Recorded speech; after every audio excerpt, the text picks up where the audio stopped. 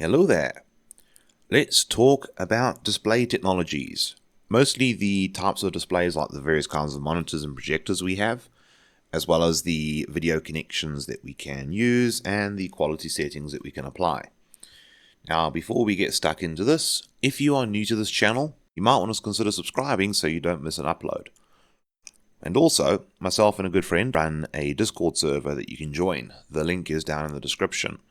Please note, there is nothing funny going on there. We're not trying to sell you anything or curate you or groom you or anything weird like that. It's just a place where if you need to ask us questions, you can get to us more easily there. And also, we've got a fairly active community where others will help you out as well. So you're not in this alone. You can join the Discord server and be amongst your fellow peers who are working towards these certifications and beyond. Now, all that being said and done, let's get into it. So first up, let's talk about the monitor types in general. You get your conventional monitors, which is probably something like this you are picturing in your head when I say that. But we also have projection systems. Now, projection systems, or projectors in short, are not new or unusual. They're probably one of the better options for audience viewing, whereas a normal monitor, that's far better when you have just one person that needs to see what's going on, maybe two. Now, the projection system, I can summarize it very easily for you. It throws a very bright light onto a surface and it manipulates that light to obviously create the images you're looking at. You get a variety of throw sizes, you get a variety of resolutions, but probably the most important setting to pay attention to or parameter is the brightness capability. There are a couple different metrics for measuring this stuff: lux, candelas, lumens, nits, etc. General rule of thumb though is bigger number is brighter image, which means you are less likely to need to darken the room or have to contend with sunlight or even the artificial lighting within the room. Projection systems also do come with a variety of video connection options, including wireless display options. Speaking of display options that are interesting and weird, you also get head-mounted displays for things like virtual reality and augmented reality. Now the idea is this is going to be something you wear on your head. Surprise, the name kind of gives that away. And its job is to put an image right in front of your eyeballs. In the case of VR, it completely obscures the real world and displays a virtual reality or virtual world in front of you. And the head-mounted display is meant to track your movements to give you realistic movement in that digital world. This can be useful for a variety of things, but at the moment, gaming is probably the go-to option, as well as some interesting creative work capabilities, such as virtual tours of facilities and things like that. Augmented reality, on the other hand, does let you see the outside world and overlays a digital image on top of it, which can also be pretty useful in some interesting circumstances. So in general, you got your conventional monitor that sits in front of you, your projection system, which gives a great audience viewing option, and head-mounted displays, which are a lot more intimate. Now, CRTs or cathode ray tubes, they look like this. Now, some of you might be thinking, I've never seen anything like that before. And there's a reason. They're considered legacy now, and they're not officially in the A+1200 series objectives. But I do mention these because you may encounter them in the workplace. Something I'm going to keep reminding you of throughout the series is, although we've got really cool, fancy, shiny technology coming out all the time, companies and businesses are not always going to be replacing the old stuff. So sometimes you will come across a good old trusty CRT that's been working away for many a decade. Now, in terms of why don't we use them anymore? Well, first of all, look, they're big, they're chunky, they're heavy, they're not the most power efficient things, and their ability to show you high resolution images is kind of limited. But they do have some interesting niche benefits. But you know what? They're getting too much attention for a legacy technology. Let's move on to something you probably will come across, which is an LCD monitor of some kind. Now, LCD is short for liquid crystal display. And they were one of the very first kinds of flat screen technologies that were viable for computer monitors. Some of you might remember when plasma TVs were a thing. The problem though with plasma TVs is their image quality wasn't good enough for the close-up distances that you are sitting in front of a laptop or a desktop. Also, they weren't the best in terms of power efficiency, so running off of a battery wasn't great. They weren't a great choice for computer displays. Great for televisions in a living room or a lounge, but not for a computer display. Now, the interesting thing is, we name these after the liquid crystal membrane that's used to create the actual image on the screen, not so much the backlight source. And this is where it's going to get a little bit interesting. I'm giving you a bit of a clue for something later on. And what's quite cool is you get a huge variety of sizes available nowadays. You can get pretty ordinary 15, 16, 17-inch displays, which would be pretty common in the average office environment, up to some monitors that look like my first TV in terms of their overall size. You also get flat panels and now curved monitors as well. The curved monitor is great for giving you the impression of a larger screen and a greater immersion as it kind of wraps into your peripheral vision. But it can be a little bit weird for certain kinds of work. I've had a lot of people who spend a lot of time in spreadsheets and stuff like that say that the curved monitors aren't the greatest because it does make it look like the spreadsheet is not straight and perfect. But hey, each to their own.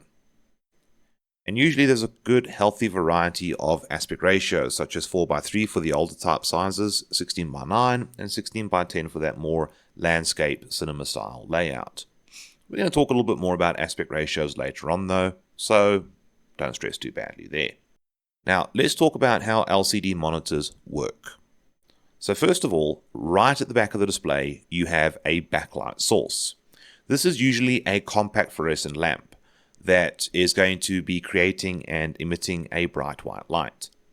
On the other side of this thing, you've got your eye looking at the screen. So we're basically looking at a side-on view of how the monitor works and how that light travels to your eyeball, so you see this thing that you're watching right now on YouTube. The CFL lamp creates the artificial light that comes through. The problem is though, like any lamp or light source, it's not perfectly even. So the light hits a diffuser layer, which makes sure that it's evenly brightened across the entire screen. That is all the diffuser layer does. Then we get a polarization filter. It's meant to polarize and angle the light so that it's traveling in a particular direction and angle. And then it hits a TFT layer, or thin film transistor. The purpose of the TFT layer is just to control the liquid crystal membrane that's coming soon. The reason why we say it's a thin film transistor is it's so thin you can see through it. You can't actually see the little electronics that are controlling the subpixels that are literally showing you the image right now. Now, light again carries on traveling, and then we get to the fun that is the liquid crystal membrane. Now what happens is, there's these little electronically sensitive crystals suspended in a semi-viscous material, and when electrical current is applied to them, it causes them to twist in shape. And that twisting allows the crystals to control exactly how much light travels through the layer here. Think of it like traveling on a highway or a freeway. You're traveling really fast. Let's say you're traveling northbound, and then you want to start traveling eastbound. Now you don't make a sudden 90-degree turn on the highway. You take this long, slow embankment that allows your vehicle to change from north to east, and then you are now in a different direction. But it takes a bit of a turn and lets the light travel, or the vehicle travel, at the very high speed it's traveling. However, some of the light doesn't get through, or all of it doesn't get through. Now, it's still just white light. I know I'm using yellow arrows here. And we need to color it. So we'll have some color filters, usually red, green, and blue, to create the three main colors that your eyes pick up on. Now, for those of you who did art in school, you might be saying, but isn't red, yellow, and blue the main colors? For pigments and paints, yes. But our eyes have red, green, and blue photocells for picking up color in the back of the retina. And that's the three colors used to create the images on the screen, red, green, and blue. And by controlling how much light travels through these filters, I can control how much red, how much green, and how much blue appears. There is one final polarization filter that just makes sure that it comes out smoothly and neatly and doesn't get scattered in all directions. So basically the light travels more directly to your eyeball, and you see this pixel that has got a particular red and green tinge to it. Now all of that is just to create one pixel. Each of these three color layers, we usually refer to it as a subpixel, and then the three in combination is one pixel. And then by controlling this across hundreds of thousands, millions of pixels on a screen, we can create a pretty cool and good looking image. Now this is for an LCD monitor. Now when it comes to an LED monitor, or a light emitting diode monitor, this is what gets different. Fundamentally, LCD and LED monitors are the same except for the backlight source. Instead of being a compact fluorescent lamp, it's now a light emitting diode. And you've all seen a light emitting diode, even if you haven't realized it. If you look at any appliance or electronic device that's got some sort of light that indicates that it's turned on, usually that light is an LED. It's an electronic component that is rather energy efficient and can run very well off of DC power, making LED displays a lot more energy efficient, thermally efficient, and ideal for laptop displays.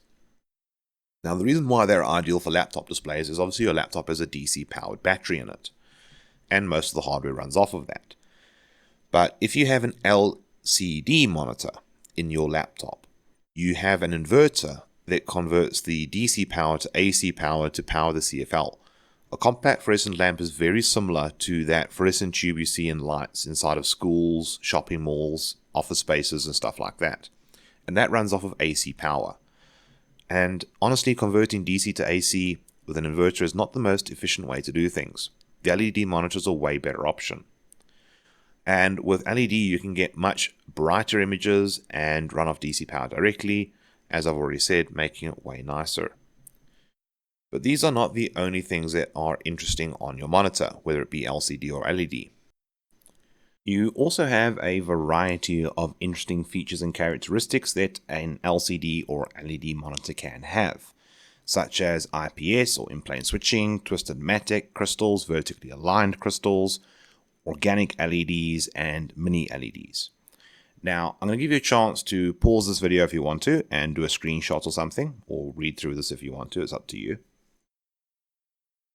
But all of these different features effectively are trading off one thing or another. Either better color accuracy and viewing angles at the cost of response time and refresh rate.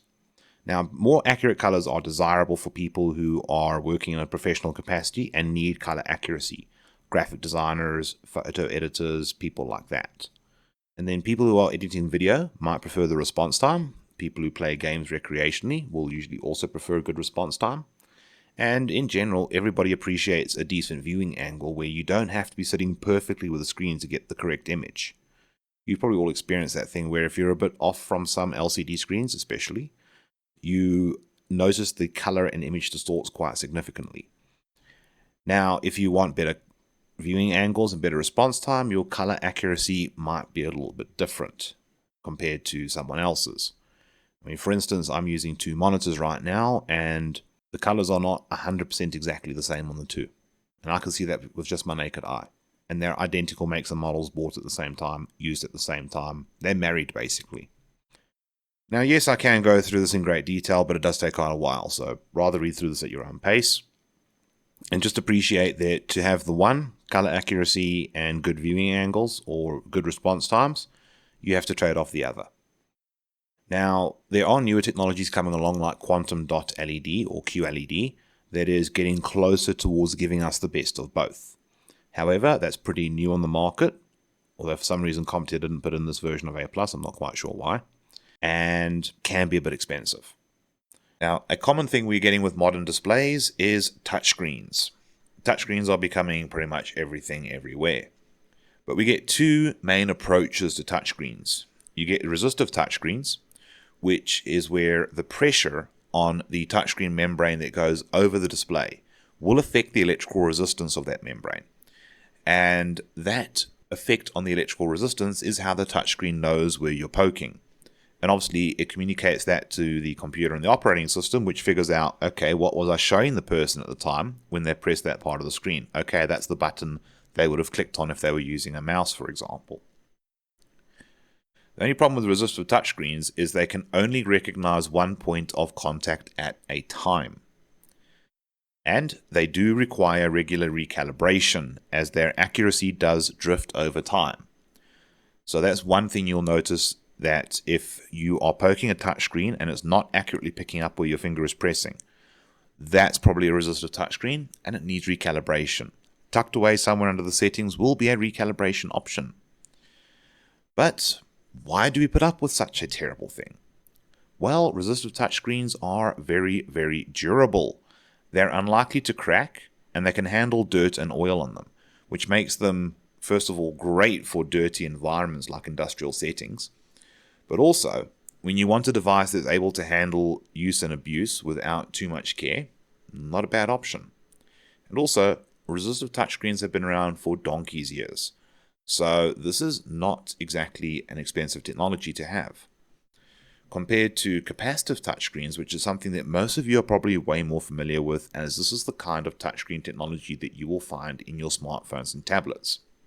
Now, the way capacitive touchscreens work is the presence of your finger affects the electrical charge of the touchscreen membrane, or its capacitance. And because of that, it's able to recognize multiple points of contact at a time, which allows you to do those multi-finger gestures, such as spreading to zoom in, pinching to zoom out, and other types of gestures like that. Now, what's really cool is capacitive touchscreens shouldn't need recalibration for the expected lifespan of the device. Now, that doesn't mean it would never ever require recalibration, but by the time it does, the device is probably way out of date, other components have probably failed, etc., etc. The only problem with capacitive touchscreens is they're a lot less durable. They can crack more easily, and dirt and oil, even from your fingerprints, can cause an issue with touch sensitivity eventually. Now, in terms of, well, which one's right for what? Resistive touchscreens, usually when you need durability and lower cost. Capacitive when you need that better experience like what you'd expect out of smartphones and tablets. Now let's talk about resolution and aspect ratio. These are two very interesting things to know about with your displays. First of all, your resolution that you will see is a measure of the horizontal by the vertical pixels that you are going to be displaying on your monitor. They look something like this: 800 by 600, 1024 by 768, 1366 by 768, 1920 by 1080, 2560 by 1440, and 3840 by 2160. Those are really old resolutions, those first two. That 1366 by 768 is the bare minimum I expect to see out of a laptop. Nowadays, most people want at least full HD, or HD as it's called. 1440p is quite nice, and then 4K is your, oh my lord, that's amazing quality. We are trending towards even higher resolutions now, like 8K, but the problem with that is we are seeing diminishing returns. Despite seeing a doubling of the resolution values, we're not really getting a doubling of image quality. Nonetheless though, it's nice to know that we are always chasing more and more realistic resolutions. The more pixels on the screen, the more detailed the image can be. But there is an interesting resolution characteristic you want to know about, especially if you've got an external display to the computer, and that is native resolution. So the idea of native resolution is that's the maximum resolution that a monitor can handle, and if you go beyond that, the monitor is unable to show you the image that the computer is outputting. Now, this is something you've obviously got to be mindful of with desktops. Laptops, not so much, because obviously the laptop knows what's the maximum resolution of its built-in display. But an external display, that can be a bit finicky. The good news is, though, you're less likely to go past the native resolution, as HDMI and DisplayPort, the more modern display connection standards, allow the computer to know, oh, this is the max or the native resolution of this display unit I'm plugged into. Let me not go beyond that. So the correct term for what your computer sends out is the display resolution or output resolution. And always try and match your output of the computer or the display resolution to what the monitor is capable of for the best viewing experience. But you're also going to hear this thing called an aspect ratio, which is just a simple expression of the ratio of horizontal to vertical pixels in a resolution value. So think about it like lowest common denominator or lowest common expression. So for example, with 800 by 600, the lowest common value there would be 4 by 3, which means for every 4 pixels going horizontally, you got 3 going vertically. And that gives you a rough idea about what the dimensions of the display and resolution will be. Now the purpose of that is to make it easy for you to determine if the image will be distorted when outputted.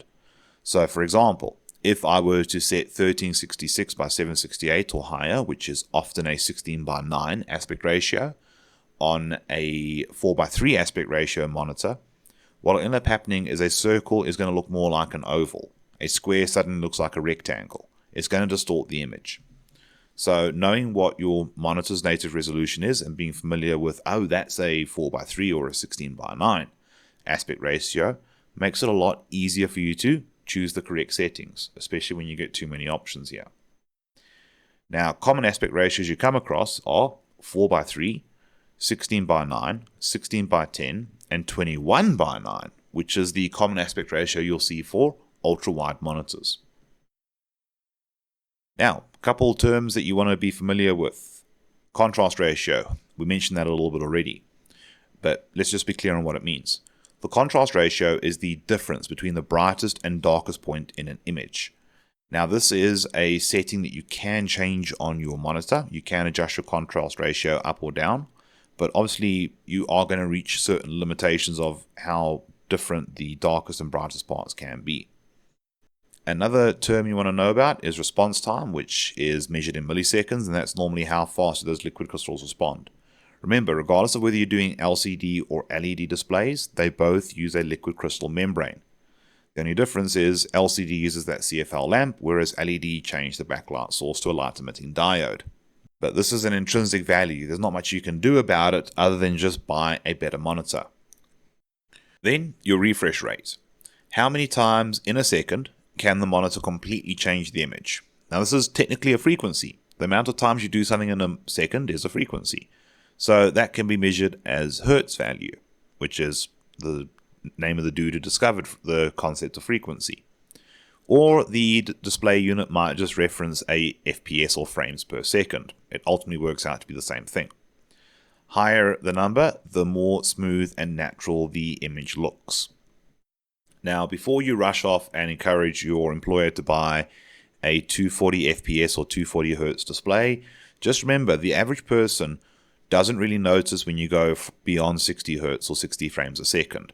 When you're just watching videos on YouTube, or you're busy working on Excel, or attending a meeting online with Teams or Zoom or something like that, you really don't notice the difference in the frequency or the FPS value. I mean, for example, when I create this video, I'm doing that at 30 frames per second or 30 Hertz. And for what you're doing right now, it's more than good enough. If you don't believe me, TV broadcasts, back when we used to have TV aerials and stuff like that, was 24 frames per second. And that's perfectly good for watching entertainment. But for those people who have trained their eyes to really be fast with what they're seeing and how they react, for example, people who do professional gaming, a high refresh rate monitor is pretty cool. But if color accuracy is more your thing, the color gamut is the characteristic you're quite interested in. The color gamut is a way to describe how accurate and vibrant the colors will be. Common standards for color gamut are sRGB, Adobe RGB, NTSC, and so forth. Generally, most monitors are going to quote an sRGB value because this is an open VESA standard, which is great. Adobe RGB is pretty awesome though if you are going to be doing a lot of work with the Adobe Creative Suite, or Creative Cloud as it's now called. I still call it Creative Suite, bad habits die hard, eh? But that's, again, another rabbit hole you can go down if you want to. So let's talk about the display connectors that we can use. We've got VGA, or Video Graphics Adapter, and it looks a little bit like this, where the connector on the computer is often colored blue with holes in it, and the cable, usually also blue, has the pins in it. And we've got these little thumb screws that go into those little nuts to tighten and lock it in place. This is what we refer to as a D-sub type interface, and trust me, tightening these little nuts is really useful, as this cable can come loose over time, especially if people bump into it, causing a loose connection. So a little bit of a troubleshooting tip. If you see this is the display adapter being used, or display connector being used, first thing to do is make sure it's properly plugged in, or make sure all those pins look correct. Now, a lot of people consider this to be a legacy video connection standard, and I can understand why. It uses an analog signal and can't really do the greatest resolutions, but it is going to be still found a lot with projector systems, as you can normally have a VGA cable going for a significant distance, and it's kind of good when it comes to things like noise immunity. In other words, electrical interference isn't going to distort the image too much. It's also quite popular on older LCDs and low-cost LCD displays, even if they are brand spanking new. So despite its lack of popularity, it's still quite common to come across. And if your laptop doesn't have a VGA adapter, you might want to get either a DisplayPort, mini DisplayPort, or HDMI to VGA adapter, as we discussed in the previous video. Speaking of HDMI, let's have a look at HDMI, something you're way more likely to come across. The High Definition Multimedia Interface, or HDMI, is a pretty popular video connection standard. Now, what's great about it, high definition digital video signals and audio as well through one cable. That's something VGA cannot do, is carry the audio and the video together. Now there's three main form factors you'll come across. You're going to have your standard, your mini and your micro, but generally you'll find most laptops and desktops do favor the standard. Mini and micro usually are for your more mobile type devices. What's pretty cool about this though is similar to USB connectors, it's a friction fit connector. Just plug it in and the friction of the connector going into the port on the computer is usually enough to keep it in place. And there's a variety of versions that exist right now, and all of them just improve speed, resolution capabilities, etc. But the great thing is the physical form factor remains the same. So even if you have, for example, an oldish monitor that might only do like HDMI 1.2 or something like that, you can still plug in a brand spanking new latest HDMI standard with your latest and greatest video card on your computer, and it'll work. You just won't get the newest standard's performance benefits until you upgrade the oldest component in that system. And then you get another display connector, DisplayPort. This is a VESA standard, the same people that define that mounting bracket on the back of your monitor. Now, DisplayPorts are a little bit like HDMI from an overall perspective, except you've got a little keyed corner and a plastic tooth indent in the side, which is going to obviously make sure you don't put it in the wrong way around. Speaking of wrong way around and all that, this is not just a friction fit connector. You often have these two little hooks on the connector over there. You can barely see them, but they are there, I promise. And if you don't push down on the thumb button on the connector, you are going to have a very tough time pulling this cable out and might damage the computer. So always push down on that little button that you might see on the connector.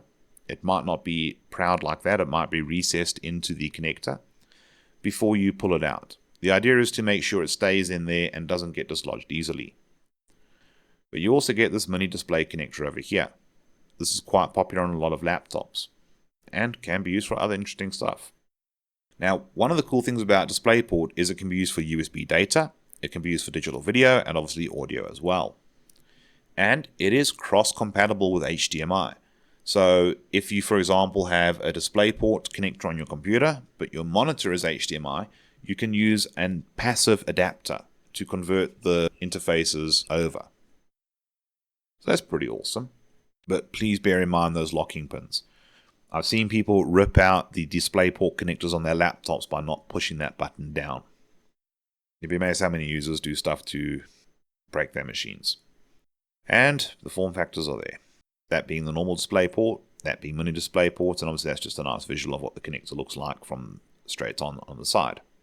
And a couple display connectors that are not so common. For example, you get Thunderbolt, which is going to be mini DisplayPort or a USB Type-C standard that we mentioned in the previous video. And it is capable of doing video output and data.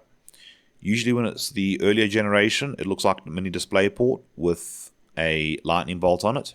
So it's able to do USB speeds and also video output. The newer Thunderbolt standards favor a USB Type-C interface. So that's pretty awesome.